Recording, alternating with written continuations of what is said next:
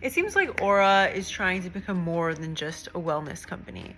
So ŌURA is the maker of those wearable rings that collect a lot of physiological data. It started off as a sleep-focused wellness company, but now the rings are able to collect a lot of different data, metrics related to things like activity, stress, respiratory rate, heart rate, and the company is really releasing a lot more features targeted at chronic disease management or maybe even early disease detection.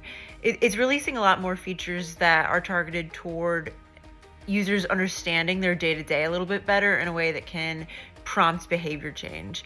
And I was recently, last month, at a MedTech conference in Boston, and I was able to catch up with one of ŌURA's executives, with Bloomfield, who's the chief medical officer, and he told me a little bit about these new features, and here he is explaining one of them.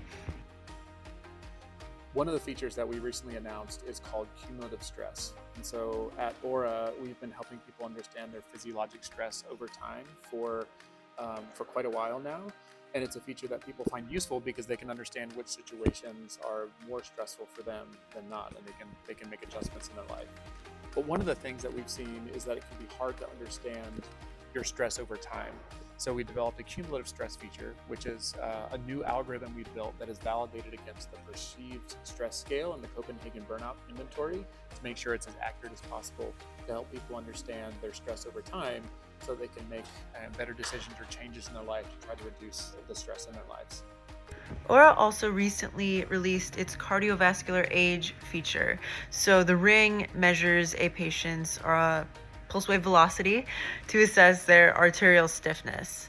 And the ring takes that data on the stiffness of the user's arteries, compares that data to that of its peers to come up with the cardiovascular age. And if it's younger than your actual age, that can be a great sign. But if it's quite a bit older, that's often a big wake-up call for users, which is what Ricky told me.